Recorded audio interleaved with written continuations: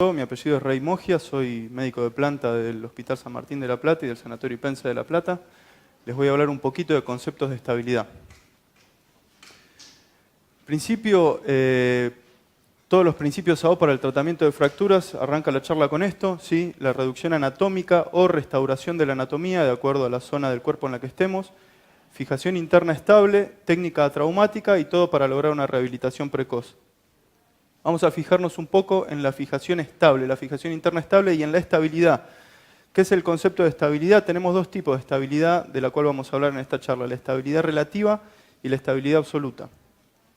Hablando un poquito de la estabilidad relativa, esto se trata de movimiento controlado en el foco de fractura, ¿sí? Esto lleva a una consolidación secundaria o perióstica con formación de callo.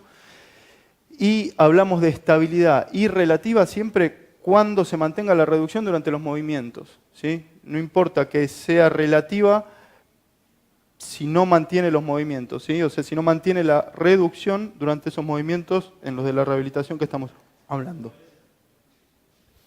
Los requerimientos para esta estabilidad relativa, siempre la preservación de la vascularización, la reducción anatómica la pongo en comillas, ¿sí? Entre comillas, porque en realidad lo que vamos a buscar es una reducción de la longitud, la alineación y la rotación, y un movimiento suficiente, como les estaba hablando, para estimular el tejido de diferenciación con un strain entre el 5 y el 30%.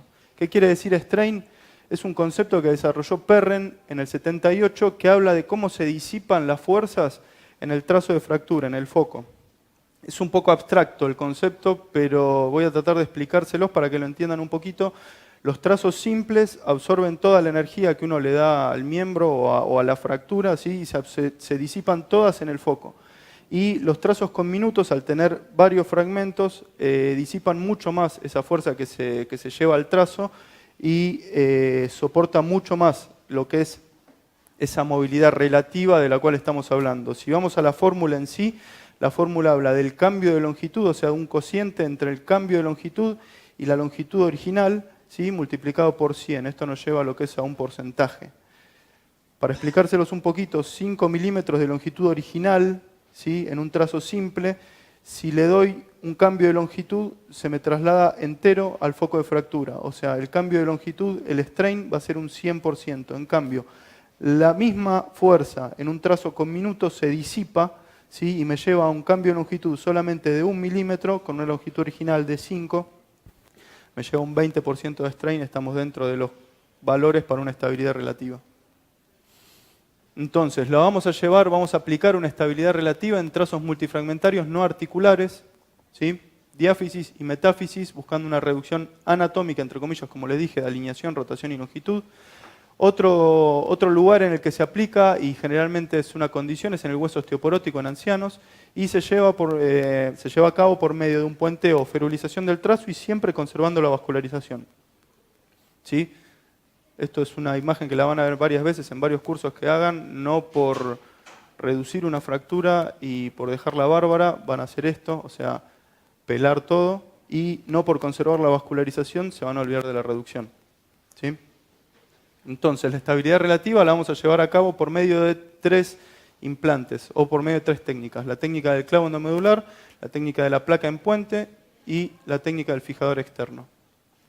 Pasando a la estabilidad absoluta es la abolición total de la movilidad interfragmentaria. Esto se logra reduciendo la tensión en el foco, hablamos de strain de menos del 5%.